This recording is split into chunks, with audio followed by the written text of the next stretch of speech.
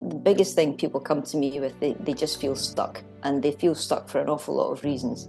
But the easiest way to help them take that first step is just literally just move, whether it's getting up off your seat and going to put the kettle on, just move, because that actual action helps them take that step. When I was younger, I really struggled with it was that fear of failure, and an awful lot of people suffer from that. And once you start to break that down and give yourself, it's almost like a toolkit of ways to navigate around and through that, it makes life much more enjoyable. And even when you're failing, if you're enjoying what you're doing at the time, great, crack on. Hello, everyone. Welcome back to We Are Mentally United podcast. Thank you so much for joining us again. Today, we are joined by someone who lives outside of US. They are based in UK, Scotland. Joe Bell. Uh, Hi, Joe. Thank you so much for being on the podcast. You're very welcome. Hello and good evening or good morning, wherever you are listening to this.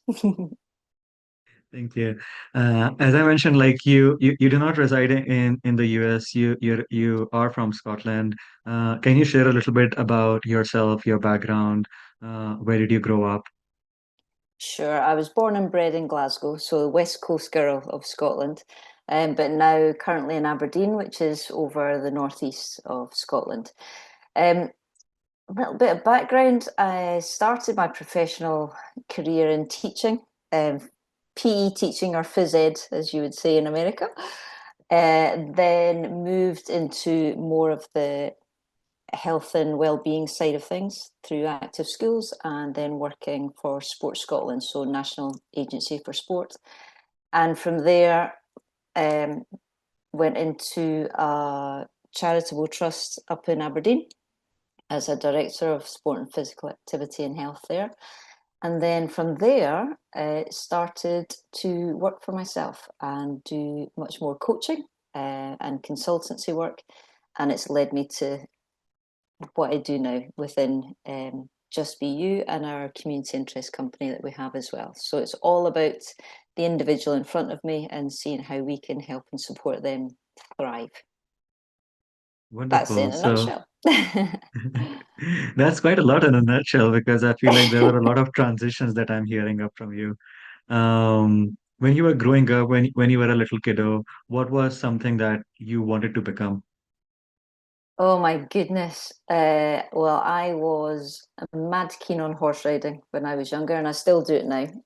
So I went through all the stages of being an Olympic uh, athlete in the show jumping and cross country and everything else there. And then it went to horse racing, all sorts of nonsense. And I think at one point I even thought I wanted to drive trucks all day. Uh, who knows where that came from? Quite bizarre.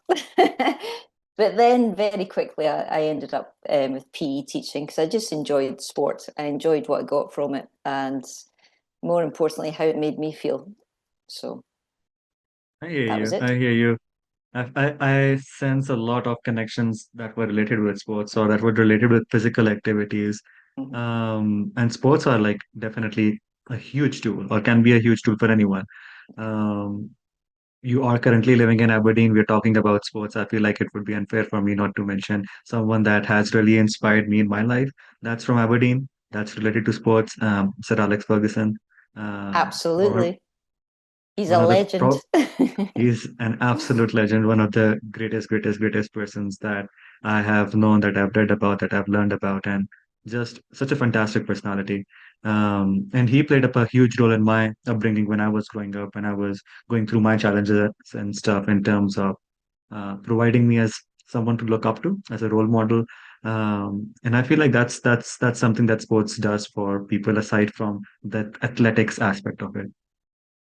Very much. And you see that with my two boys. My youngest is 10 and my eldest is 21 now. And we're a nice hockey family. So all of us have, they're still playing. I used to play.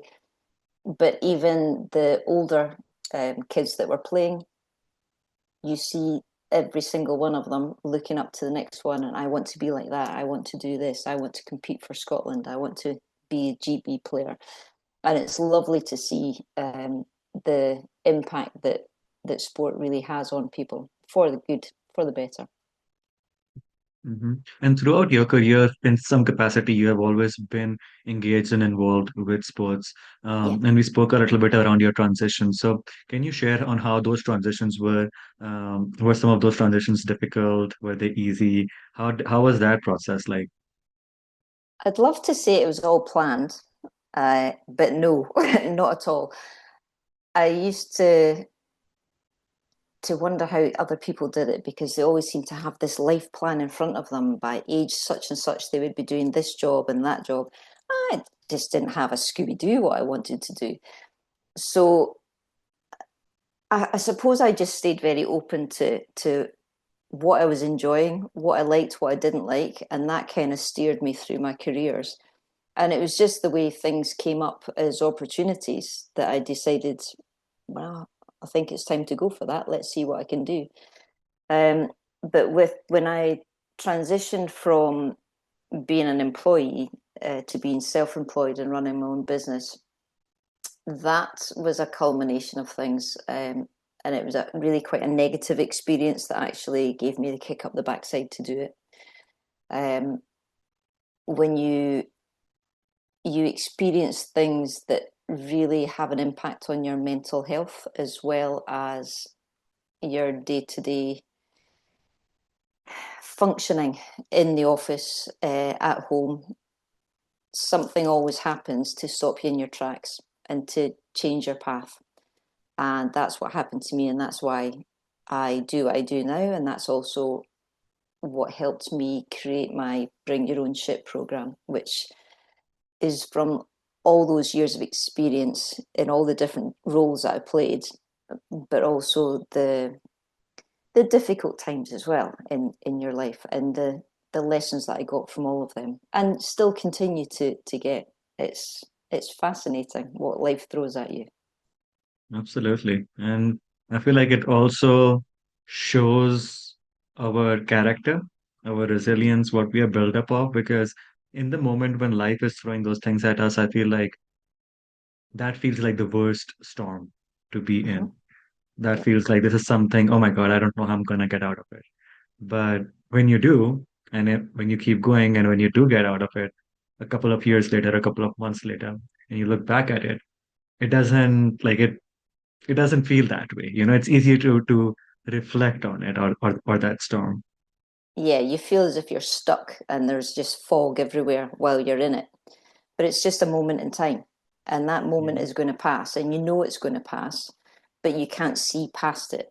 But you're right. When you look back, you go, "What was I so worried about? Why did I let that get to me so much?" So it's just about that perspective and bringing that perspective back, and getting your balance back more than anything. Definitely. And that's why when I work with a lot of folks and provide them therapy, I'm constantly reminding them that, hey, it's okay not to have a clarity right now. There's fog everywhere. There's literally fog Yeah. everywhere. And like you're in the middle of a storm right now. You cannot see things clearly. The perspective that I'm bringing or the things that I am giving you a different perspective that I'm providing you, I'm only providing you that because I'm like a bird who's flying over the storm. So I have a little bit more clarity. Whereas you're right in there. Yeah. And it gets difficult. Like when you are in the moment, it really gets difficult. Even for us, like yourself, myself as a therapist, Mhm. like it still gets hard. It is, but it's you must find it the same. It's amazing how quickly you come out of that now in comparison to even just a few years ago. That's the difference when you go through all of these things and you understand how to get yourself out of that slump. If the biggest thing people come to me with, they just feel stuck, and they feel stuck for an awful lot of reasons. But the easiest way to help them take that first step is just move. Literally just move, whether it's getting up off your seat and going to put the kettle on, just move, because that actual action helps them take that step. It helps clear their head. It helps them go, okay, I've done that. So what can I do next? And it's so important to realize that, so what if you make a mistake? You're going to get some information from it, you're going to learn from it, and it's going to help Hmm. you go in the right direction after that. And I think that's one of the things that when I was younger, I really struggled with. It was that fear of failure, and an awful lot of people suffer from that. And once you start to break that down and give yourself, it's almost like a toolkit of ways to navigate around and through that, it makes life much more enjoyable. And even when you're failing, if you're enjoying what you're doing at the time, great, crack on. You're gonna learn from it, and you're just gonna grow as a person. Absolutely, yeah. Without failure, no one can grow, and that's Yep. something that's the most hardest for me in terms of working up when I'm working up with younger kids. Um, them growing up in environments that's filled with social media and technology and all, Yeah. the voices that they're hearing are much more intensified, are much more in the frequency that they're much more higher. So to work with them and to remind them that, hey, don't be afraid to make a mistake. It's okay to make up that mistake, but the fear about making that mistake while being watched by others, or what other people are gonna say, or if someone else is gonna know, or if this news is gonna get spread if I make that mistake, or if people will know that I failed this test. Just having those kinds of conversations with them at this time, Mm-hmm. or especially with the younger ones, it's really insightful. It's really empowering because when they see that, when they break through it, then clarity comes through, then confidence gets built up, then social skills get enhanced. Mm-hmm. And then you take, as you said, like, you take a lot of steps forward then. Yeah. And it's the assumptions that they make as well, especially when they're younger. Yeah. Everything is like massive. It's a huge issue. They can't possibly do that. Actually, you can. Come on, let's Yeah. go. Let's go do it. I'll help you. I feel like a lot of it also has to do, like, I feel like at least until the age of 8 to 10, every kid believes that the world revolves around them. Like they are the center of attention, the world revolves around them, and And the quite world rightly depends too. quite rightly in their world too, until they go to school and like they see it. Oh, okay, so this is also happening. This person's worlds also exist, and until then, it's like, oh, I did this, which is why this might have happened, or I did that, which is why that might have happened, or how Yeah, can this be related to like something that I did? And it's just it's a funny experience because like at that age, they're open to learning, they're open to growing. yeah. But as we grow up, we tend to become a little bit more rigid in changing up those patterns and stuff. Uh, It's which, fascinating, and it's a great point actually, because I sometimes wish we could stay in those younger years of, I don't know what's the word I'm looking for. It's almost that innocence of course I can do it. Let's go. I can just crack on. For example, they want to be an NHL player, or they want to do this or do that. Well, for somebody in Scotland, you've you've got 0.0000001% chance of actually doing that, but in their head, absolutely, of course I can. Yes. And if they have that want and that will, and then actually take actions towards it, why not? Why can't they do it?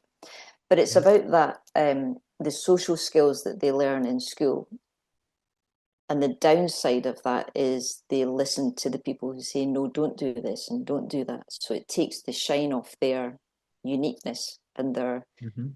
their spark. And I think we need to get that balance better, especially in schools. It's really tough for them.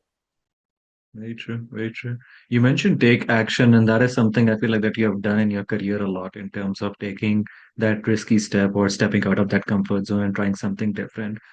A lot of people struggle with courage in an attempt to take that action because they feel like if they're comfortable in this job, if they leave this job, like, even if they're unhappy, but if salary is coming in, that means that Yeah. like the house is running at least. So even if I'm unhappy, I should stay in here because I don't know what's going to happen if I leave this thing. So what would you say to someone like that who's struggling with the courage to find or take that step? in their career or in their life in general? Firstly, they need to know what makes them tick, what makes them light up as a person, because if they're miserable in work, it means they're doing the wrong thing. It's as simple as that. So, what do they love doing? How can they monetize that to actually exist and survive so they don't have to do that dead end job or the job that they absolutely loathe? And it might be very well paid, but it makes them feel sick every time they wake up in the morning because they've got to go back into the office. So, it's about understanding who they are, what really lights them up, but also what steps can I actually take if I know I want to do this and I'm here? How do I get to there? What do I have to do? And it can be little steps that will take you down that pathway. It can be things that are running side by side until, for example, a lot of people I work with, miserable in their work, some of them didn't know it, but it was because they were working for somebody and they wanted to run their own businesses. They didn't realize it until we had those conversations about it. So, working side by side, they were doing their day job, but they were also building their mini empire as well and getting things in place to then take that forward. And then the balance of the scales changes. You're doing more of your work, bringing more money in, less of the work that you don't like. And then eventually that one goes away and this one takes over. And it's exactly the same with regards to if you want to still be employed but go into a different profession. Well, how do I get there? What do I need to do? Why are people going to say no to me just now? What do I need to fill the gaps in? And the more knowledge that they have, if they don't have the information, they can't take the right action. So it's about Hmm. finding the right information to help them go forward. And sometimes it's literally just having somebody to have that conversation with and bounce ideas off that gives them that confidence to go and do it. A lot of times I say to my clients, borrow my belief in you until you feel it yourself. And you just see them go, oh, yeah, okay, I can do that. And away they go. It's amazing. And it's Oh, well, literally a light bulb moment for them. Yeah. that's wonderful. That's beautiful. Tell us more about the work that you do with Just Be You. So Just Be You is very much around one-to-one work or working with small groups. And I work with young people right the way through to people going into retirement age and what next for them. They don't want to stop working, the fear of stopping. And it's holistic success coaching. So whatever they're bringing to the table, I'm working with that. It's um, some people say if you do your drop down box, then it'll be life coaching that it comes under. But I didn't really like that name, so I didn't think it reflected all the work that I do because it's taking lots of different areas of expertise and ways of working with people and putting it into one. So it's a bespoke service that you're giving to individuals. So holistic success coach kind of summed it all up. It's very much around that person, that whole person. It's not just one little bit of it, one little strand. It's making sure it all goes chink, chink, chink, chink, chink, and it all flows easily for them and they get the success that they're looking for. And it is their success. It's not about my success, it's about their success. So Absolutely. Bring Your Own Shit is very much it's a 12-week program that helps them understand who they really are, not the person that they've been told they are, or their mum hat, or their dad hat, or their whatever profession hat. It's about their hat, who they are, what makes them light up as a person, what are their values, their moral compass. All of these things play a part in how they feel getting out of bed in the morning. And if we're kind of off our course, it kind of takes us down. Our mental and physical well-being takes a nosedive unless we're doing something that makes us want to get up in the morning and makes us feel as if we've actually got a purpose. Because we're quite simple beings in that sense, very, very complex in others. So what I try and do is simplify everything but we spoke about it earlier around giving perspective to people. Sometimes when you're in the thick of it, you can't see where you're going, or what you're doing, or even where your expertise is, and what the biggest tell is when I'm chatting to people, I see their face change. So they may say one thing, but their body will be telling me something completely different. And nine times out of 10, they've not realized that. So it's about understanding much more about who they are, and then help them take that forward in a way that they just thrive and enjoy being them for once, instead of, oh, it's another day of 9 to 5, or I wish I could do this, I wish I could do that. It's about actually empowering them to do it and enjoy it. Wonderful. No, I really felt that when you said and explained that, because that is something that I personally went through. And that is the reason why we are here. That is the reason how Mentally United is into existence. I'll share a little bit about myself. When I finished my undergrad, I was working up for an online company during the time of COVID. And it was around social media management and social media work. And I'm someone who's good at digital media. I'm very tech savvy with things like those. But um, the expectations were too high for that for from like the employers at that thing, and the kind of thing that the audience that they were targeting was not good. So it was just like a lot of work that burnt me out way too fast without any acknowledgement or without any appreciation for the work that was being done. And that really guided me into the mental health profession, because that's when I Mm. started struggling with my mental health. Then became a therapist, finished up my education, did my master's, moved to Colorado, started up my full-time job at a community center where I was working up with kids, earning a full-time salary. And for the first time in life, I was making really good money, that I felt like was good money. I was living in a really good house, had all the things that I wanted to check off on my box when I was a kid, traveling really well and doing all those kinds of things. And also be happy in the job too, because like the team that I was working up with was good. I love it working up with kids, which was really enjoyable. So it was good. But at the same time, I was not feeling happy from the inside. There was just something that I felt like I was missing. And it then led into another, some dark walk pathways where I went through some storms trying to be like, am I depressed, or what am I dealing with? Why is there a problem within me? Because I feel like I have everything. I have the job that I want. There's no problem. What's Like, wrong with me? I shouldn't be feeling like this. exactly, like those kinds of questions, just sitting up at night after a good day at work and enjoying and just being like why do I not feel happy? And that's where I feel like I'm not too religious, but I feel like that was more of a spiritual experience where something came up in my mind, ideas start coming out that night. Um, and this idea came up in my mind that when was I the most happiest? That was the question that came up in my mind. When was Mm. the I was the most happiest? And I remember that when I was in college in my undergrad, I was making up a TV show and I was in film production.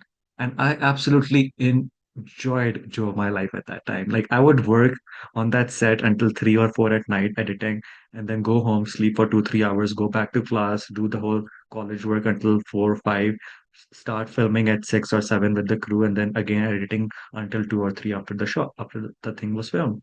But never did I complain. Never did I feel like, oh God, what the hell am I doing? I was just like always happy, happy, happy. So I was like, okay. And I'm enjoying mental health work too. And that's where the idea for Mentally United came into existence, that I should combine both of my worlds.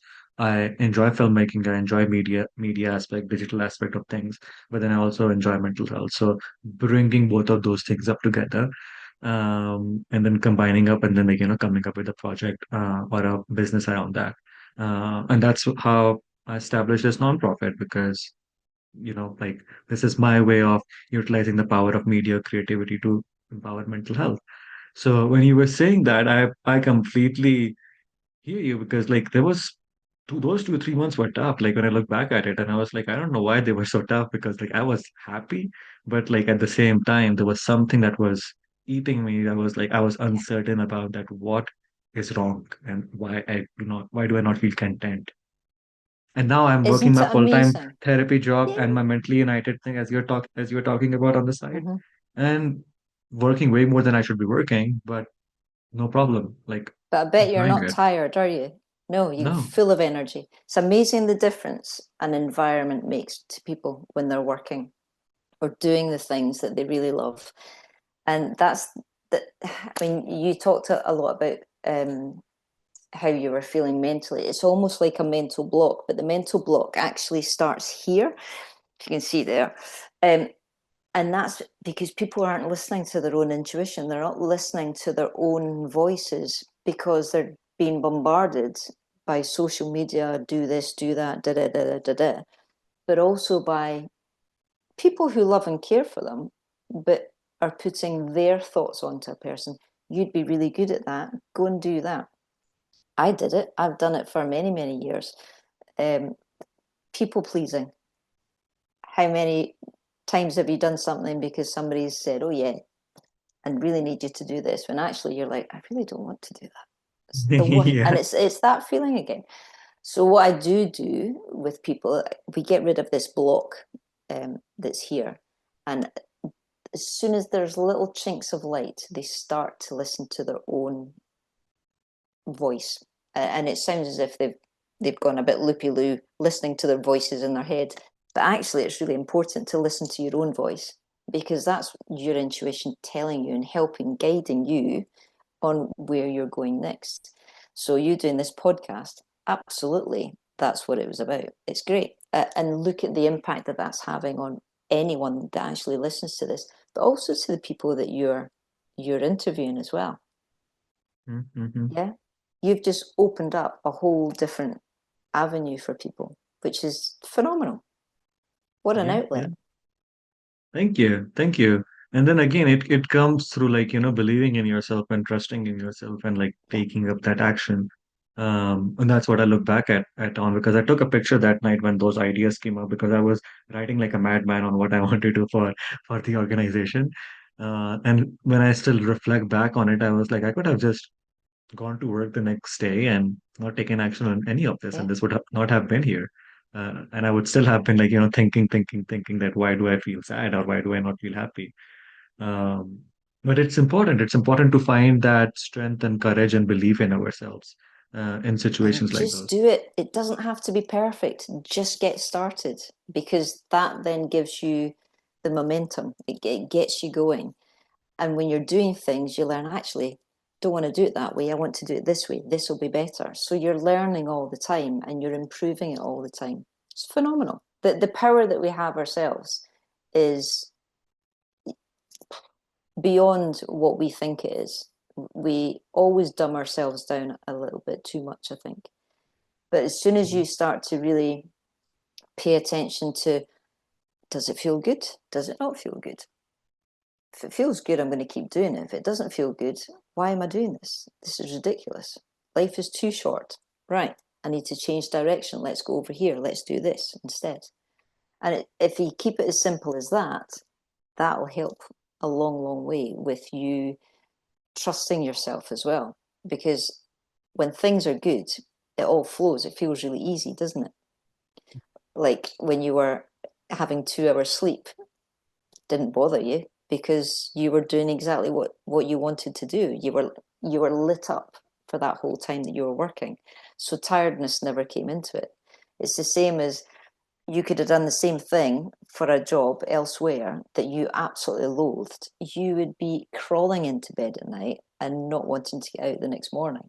So that's the Mhm. difference of that environment that you're working in. And people around you are really, really important. I don't think we realize how much of an impact people have on us until they're either removed or you move yourself. Very true. That's very, very true. And I also feel like other people that look at me, like for example, my mom or my friends, and they're like, "Oh, you work full-time job, and how do you even find the time to do mentally United's work? And don't you get tired? Why are you working up on the weekends?"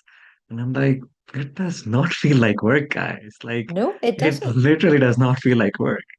It just feels like something that I have to do and I want to do. And then also I'm like I'm not sure if you're into astrology, but I'm also a Capricorn, and Capricorns think Snap. long term.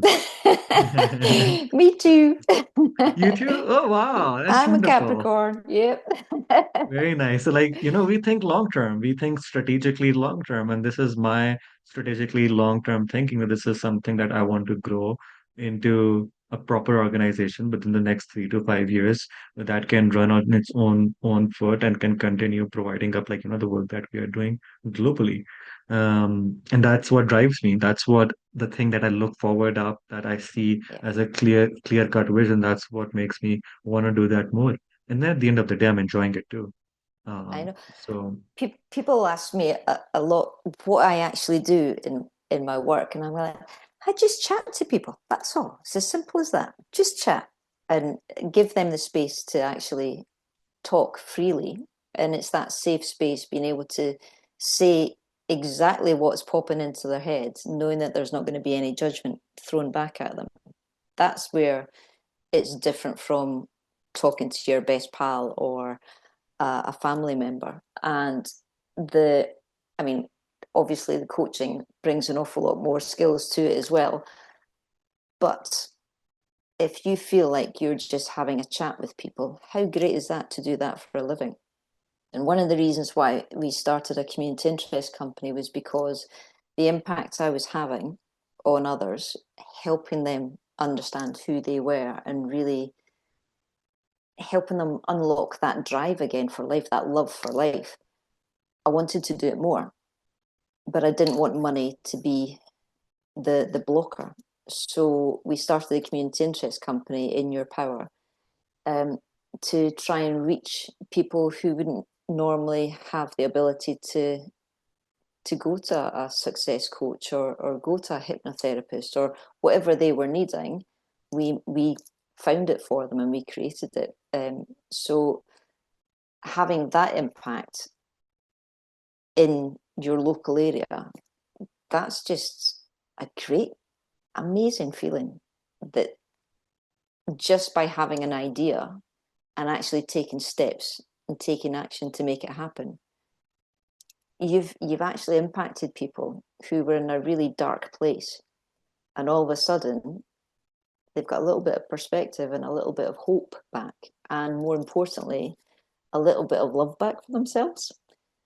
mhm. And seeing that grow and grow and grow, like you said, it's just the best feeling in the world. And it doesn't feel like work. It just feels like you're just having a little bit of fun, but the outcome is so much more serious than that. It's great. Yeah, yeah, yeah. And a lot of times the tasks or the work that we do within the community, it feels like small actions that we are doing, but for the person or for the community that we are doing it for them, it's like Mm-hmm. intense and immense and huge. And that's Yeah. something that I try reminding up my team as well constantly is that if we were not doing this work of resource building, providing those resources within the community, running workshops, then these things would not exist for those folks. Yeah. So like you're actually giving them something that does not exist of value, Mm-hmm. and that within itself, like it's a great resource. It's a great tool for community building. It is Um, phenomenal. yeah, you mentioned intuition. Intuition is something that I strongly value now at this stage of my life, but it was something that I had battled a lot with growing up. Um, Can you talk a little bit more around like, your work with intuition when you're working up with people? What are some of the blockages you have seen for them in terms of trusting themselves, trusting their intuitions, and your perspective on how and why those blockages exist? There's an awful lot of reasons, and an awful lot. Everyone is very, very unique in the experiences that they've come through. But it goes back to that environment again, the environment that they grew up in, the environment that they work in, whether that's the physical environment or whether that's the people that are in that environment. And if you are a people pleaser, you're going to take on an awful lot more from what other people say that that forms your actions rather than giving yourself that space and trusting yourself. And that's where that self-belief very quickly dips and that self-confidence disappears. And that's where we get the spirals because they're second guessing all the time. So it might be an experience with a very strict parent, or it might be an experience with a boss whose, let's say, morals and values are very, very far removed from their own. But because it's their boss, they do as they're told, and they they almost lose themselves within that because they know they're having to do these things, but it doesn't sit well with them. But they're not in a place where they trust their own intuition to go, no, no, that's just not the right thing to do, and I can't do that, and I won't do that. It's time to move. We get beaten down, and it's been fascinating. Actually, I've been doing a course where it's around narcissistic recovery, and an awful lot of that is it's such little things that happen over a long period of time that you don't actually notice it. It's like the frog in the boiling water. If you put a frog in a pan of boiling water, it will jump out straight away. But if it's in cold water, first of all, and then you gradually turn the heat up, it gets boiled alive because it doesn't notice. It's exactly the same for people with listening to their intuition or blocking that intuition and having that self-confidence in themselves. Does that make sense? It does. No, it totally does. I feel like for me also, I was raised up in a strict household. There was a lot of also um, not trusting ourselves, but trusting the system, trusting God, trusting faith, Mm-hmm. and like, making up judgments through those. So never got the chance to make up my own or trust my own judgments. And then in some situations when I did, sometimes things would go well, but when things would go bad, a lot of shame would be put across that, and oh, this happened because you did it, or it's because you wanted to do that. So growing up, it became more of a challenge and more of an annoying feeling for me personally, because I'm someone um who's stubborn in his own ways, because I like to do things myself, or I like to follow up my I hear you perspective. loud and clear on that one. Capricorns, see, we are Absolutely. Capricorn. So in those moments, I really want to do something, and then I would not do it because someone else was saying something else, or because, like, God had said something about it.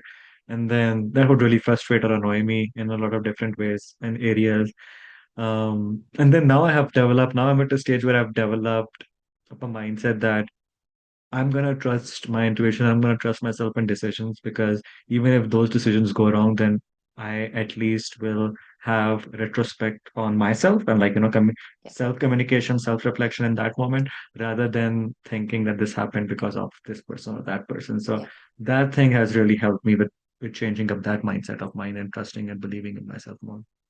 you're right. And it's not because you're following the rules or following the expectations of others. And that's where, when I mentioned strict parents, it's like their way or the highway. This works, so you do it this way. Well, it might work for one person, but it doesn't mean it's going to work for somebody else. And that's where I think we forget sometimes we are all unique, all very similar in lots of ways, but very, very unique on how we even go through our thought process or what we are understanding, um, how to manage a situation. Everyone will see it differently and also think of a different way to work through it. And that's not wrong. That's actually really, really good. And that's where I think social media plays a negative role an awful lot these days, because it's you've got to be this, you've got to be that, you've got to do this, you've got to do that, rather than letting people learn through trial and error, which is what you were trying to do as a child, which is what I did as a child, um, until you got the skip on the back of the neck. Don't Yeah. do that. Um, but that's how we learn, and that's how we understand what's right for us. And even if things do go wrong, it still feels right for us because it was our decision, our choice, and we're learning from it. So even when I said it before about failure, failure is a really important thing. but we make such a big thing of it that we make young people and others feel embarrassed about failing. We should be celebrating that because it's taken them a step forward because they're learning, well, why did it fail? What do you need to do next? Work it out. Use your problem solving. What sits right for you? Yeah, yeah. And I feel like a lot of times failures feel bothersome because we look up at other people and it's working up for them and it's not working up for us. In that situation, that's where we become hard on ourselves. So, like, even in the therapeutic sense, when I'm working up with families and kids, I'm always telling families that, hey, we're going to throw 10 to 20, 30 different strategies on the wall. We're going to see which one sticks. Yep. Whichever one sticks, we're going to go on with that. Whichever falls down, we're going to completely ignore that. Because, like, for example, soccer is something, as we spoke about before, is something that helped me with my mental health, with my mental well-being. But that necessarily does not mean that soccer will help my mom with her mental health because she's not athletic at all. So that does not make soccer a good or a bad tool, or that does not make her or me a bad person. It's just that we are just different. And this is like, Yeah. mother and son. So like I feel like understanding and having a sense of that understanding really affects affects your perspective around situations. Yeah. And it's the hardest thing when you're working with a family to try and help the parents to get to a place where they understand that and they allow that whole process to happen for their child or children, to give them that space, because everyone needs it. Everyone needs space to think and really work things out for themselves, rather than having that um, almost like a checklist of do this, do that. Give them the space to find their own checklist, what works for them, what doesn't work for them, because they'll be a much happier, healthier, more balanced human being, and they'll bring much more. And when they're being true to themselves, when they're being their genuine selves, everyone else around them thrives on that as well. Exactly. And like kids or none of us have come up with like a guided manual because if we did, things would have been Thank easy. God But for that that. but that's not the case. But in terms of going back to the work that you're doing and the coaching stuff that you've been doing up with the community, you spoke a little bit about bring your own shade. I also noticed up on your website that you've also started up a new program, which is Clear the Fog. Yeah, Fog standing up for fear, obligation, and guilt. Can you share a little bit more about this program? What does it entail and the audience that you're working up with? sure. So again, an awful lot of different kinds of people will benefit from this. We've got the core Bring Your Own Shit program, which is them learning much more about them and understanding who they are, warts and all, and actually feeling good about it and understanding that. But also, it's the added complexity of um, narcissist recovery. Now, a lot of people will assume narcissists, you're just talking about um, romantic relationships, a partner become, you see more traits of a narcissist there. A narcissist can be anyone. It can be a mother, a father, a child, um, a boss at work, a work colleague. Yes, it absolutely can be a partner. And they're all very, very different. The way they show up and the way they make you feel um, and I use the word quite carefully, a victim, because you are a victim of a narcissist, but that doesn't mean you need to stay a victim. It's very much understanding how it's impacted you and how you then work through that. And some people are very lucky and they can walk away no problem. Others are not so lucky and they need a lot of help and support to get through that and understand what that's all about. So, clear the fog. The fog stands for the fear, the obligation, and the guilt that they have within that narcissist relationship, wherever that is, whether it's in the workplace or the home, wherever.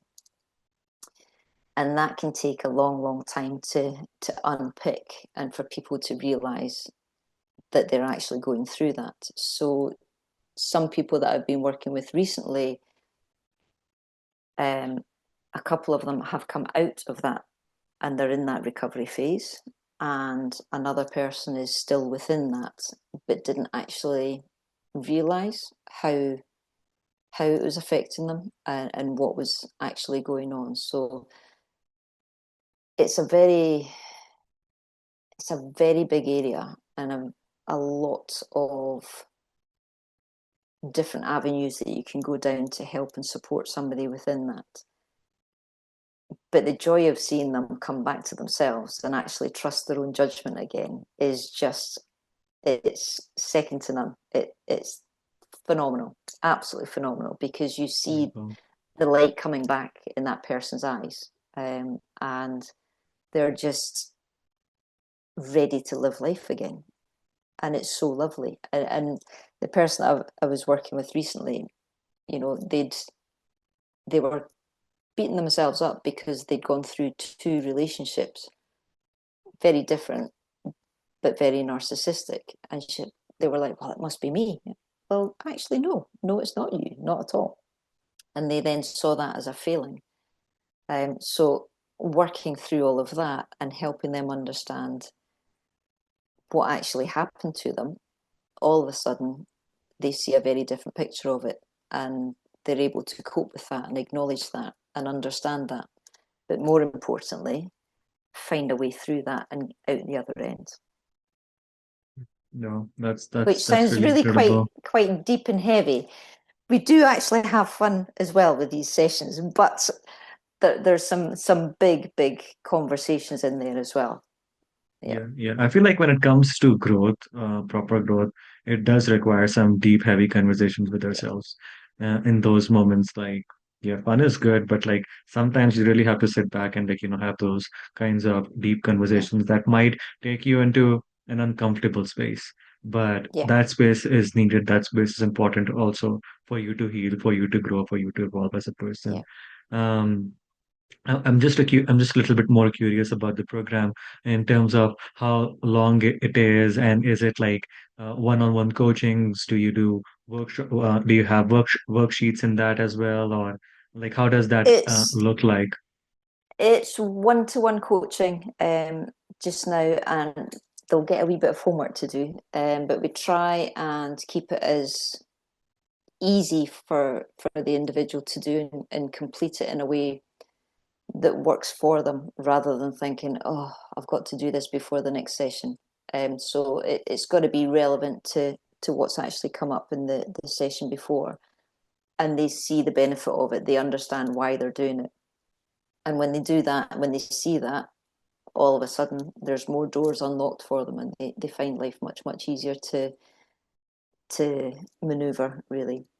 Mm. So lengthwise, it really depends on the person. So bring your own shit on its own is a 12-week or 12 session program.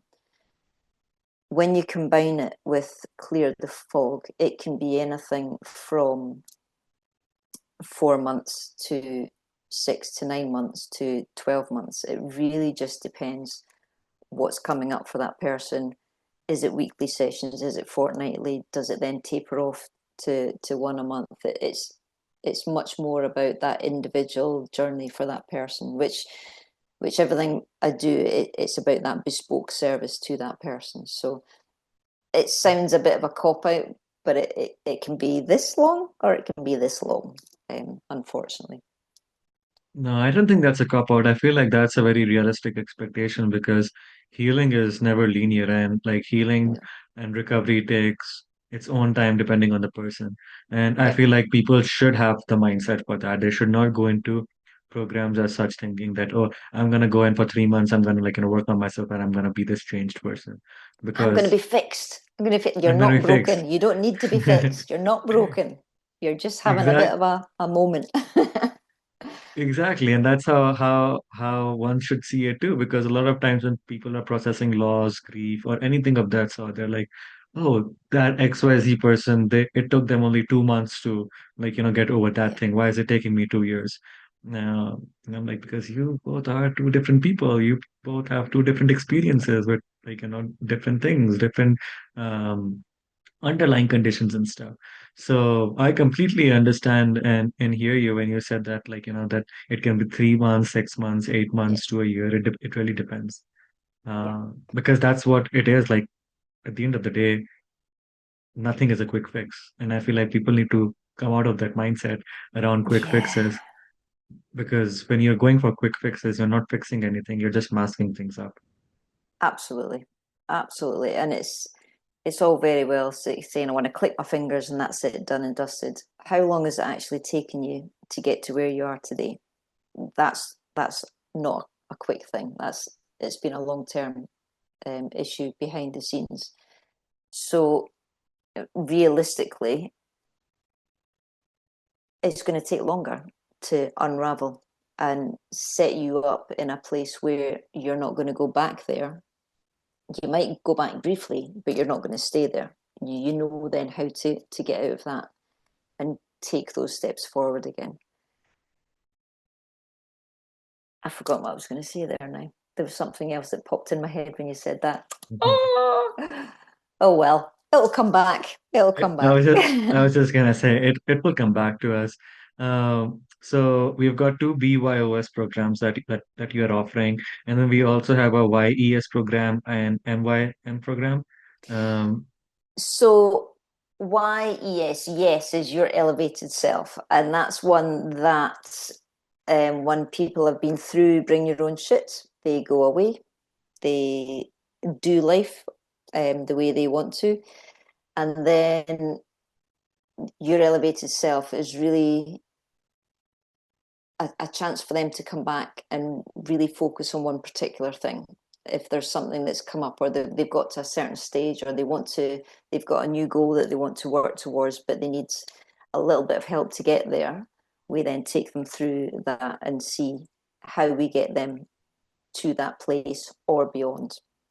And the other one, MYM, Make Your Move, is really designed specifically for people who are wanting to start up their own business. Majority of these people don't know they want to start up their own business until they've gone through bring your own shit. So it's great. But that's a step by step, holding their hands, getting them through, and a very realistic way of starting a business. When I started, I got quite frustrated with the advice that I was getting from people because it was, you have to do it this way, da da da da da.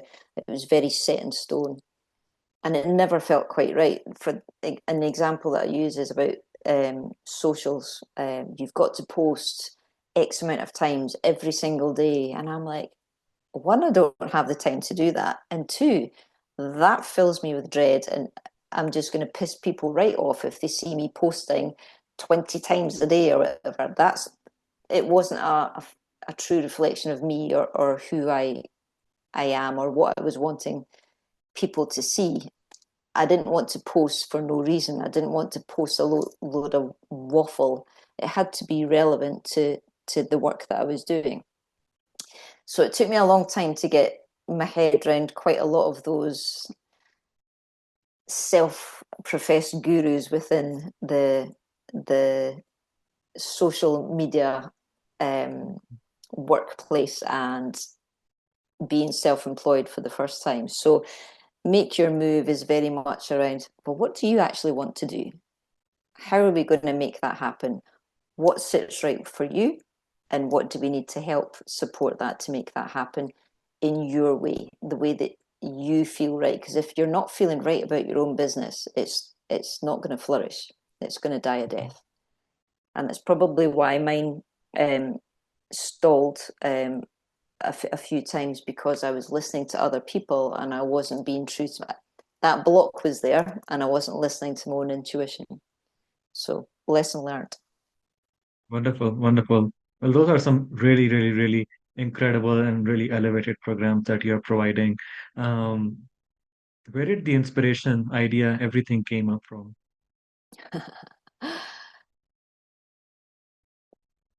From my own experiences and getting frustrated with myself that it took me so long to get my head around stuff, just stuff, understanding who I was and what was important to me and all of that, all of those experiences through those early years and right up to my early 40s. That's what created Bring Your Own Shit. All that information, like you said, you just woke up one day and you had stuff everywhere, and you were scribbling around down ideas that you had for your business. That's exactly what Bring Your Own Shit was. It was literally one night I woke up at 2 in the morning. I was like, right, I need to get this down on paper before I forget any of it. Can't go back to sleep until it's done. And that started me off on that whole journey.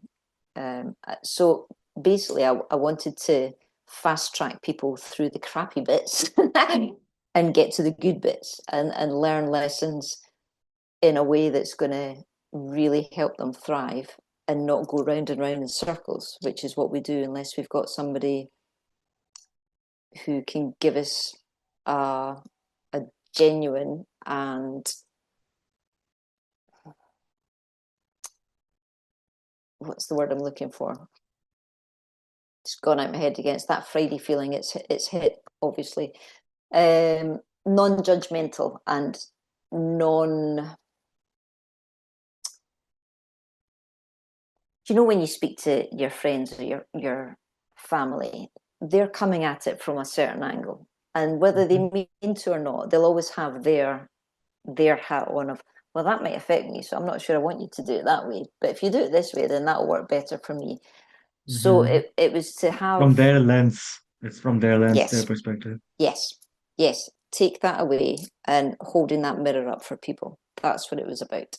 Make life easy or easier or more straightforward. Strip away all the crap and help them on their journey. Beautiful. That's really incredible. And um, again, thank you. I'm really grateful that you're doing that work in the community. Um, while building it up, as you said, like you were dealing up with your own challenges, your own struggles at times and moments. What are some things that you did for your own mental well-being, and what are some things now that you do to take care of your own mental well-being? Good question. Well, I mentioned it earlier. I had a real love for horses when I was younger. I was always up at the stables, pretending they were all mine. So I actually went back to horse riding, but more importantly, just being around animals and the horses, looking after them, shoveling the shit and everything else. It was very therapeutic and just, it grounded me. It really did. So I've always been a very sporty person, very physical. So I just need to move. If I'm feeling really I need to move, whether that's going to the stables, whether it's going for a walk along the beach, or whether it's just doing the housework like a mad woman. I just need to move. So that was that was the number one. Number two was getting back and listening to music again, because I hadn't realised that I'd actually stopped listening to music. And I'd always loved music, always had it blasting. My mum used to smack the stairs because my music was too loud when I was living at home. It's like, turn that down. But it's a part of your life, and it just lifts and it changes your mood. So it all very simple things, very simple things. Very true. Um, Yeah. and I was very lucky that I had a couple of very good close friends um, who were great to chat to, regardless of how many times they'd heard me say something. They were still there for it, still hearing it and going, okay, are you ready to do something now? And I'm like, yeah, yeah. So Now, having a supportive community, friends, circles, family, that really means up a lot, and that really gives you the energy and the drive, and this a little bit of a motivation to get things done. yeah, But you said something. You said that I was into music. I stopped listening it. I got back into music, and it was like one of those simple things that I did. Um, and that's the thing about life that I see when I think about mental health. It's the simplistic things that we do in life that really help us, yep, but sometimes we are not able to identify or set the intention that, oh, this thing is benefiting of my well-being. But when you make up that connection and then you do it with that intention that, okay, I'm going to do, let's say, a walk or listen to music or watch my favorite team play, not because I want to do it, but because this makes me feel happy, this makes Yeah, me feel mentally better, it will enhance that feeling. It will make it, it will have even more of a stronger effect because then your brain would know on how to process that thing that you're enjoying. And I feel like that really adds up another layer. Where we are doing a lot of different things in life, but we're just doing it for the sake of doing it, or because our bodies and hands are just used to doing it. But setting up those little minor intentions when doing those tasks, I feel like can also really affect one's well-being. yeah. We forget the good habits we have when we're in bad times, and it's rejigging those habits, relearning those good habits that we had that lift us genuinely. Um, and none of this is rocket science. None of the work that I do is rocket science. It's really simple. It's all pulled back. Simplicity for the win every time.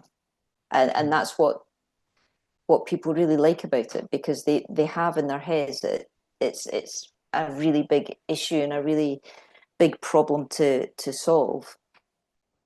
Well, if you look at it as a whole, then sometimes yes it is. But actually, let's just take this little bit here first of all. Small, Yeah, small step, baby step yep, forward. little chunks. Chunk it all down, and it makes life much easier. And again, it gives that perspective back again. So, 100%. Well, thank you so much for sharing that information. For folks who might be listening, how can they find you? How can they get in touch with you? oh, well, any which way they want to know. So then you can contact me through my website or Facebook, Instagram. We'll be getting TikTok. I know I'm just I feel that. a bit slow on that one, but I need to get better at that. So justbeyou.world is my website. So pop a wee message in there or come through yourself. You can. I'm quite happy for you to pass on my details. I'm also in the process of writing a book, Bring Your Own Shit. So hopefully in the next, I don't want to say a deadline because I might miss it. Soon, a book will be finished, and that's a starter for 10 for people if they're not quite ready to go to a coach. And if you are wanting to get a coach, look around, speak to a few different people. It's really important that you find someone that's right for you. If you can get personal recommendations, great. But if you don't get that connection with that person, they're not the right coach for you. You'll be not wasting money, but you won't get the value that you could do if you get the right coach for yourself.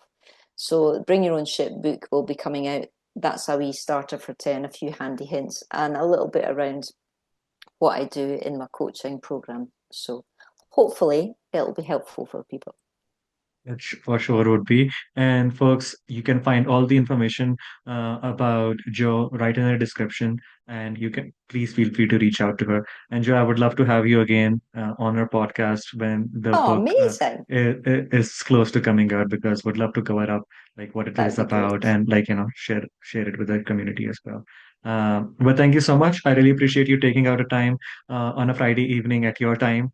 And I really appreciate you joining today. I think this was a really wonderful conversation, and we can talk for hours and hours and hours because I know that there are a lot of topics that we haven't spoken about So much, so much. so much more, but that gives us the chance to leave the door open for part two for sure. But again, I really appreciate you joining me today. That would be amazing. Thank you so much. It's been a pleasure, and I'll speak to you very soon. Thank you so much. Bye, Thank you. everyone.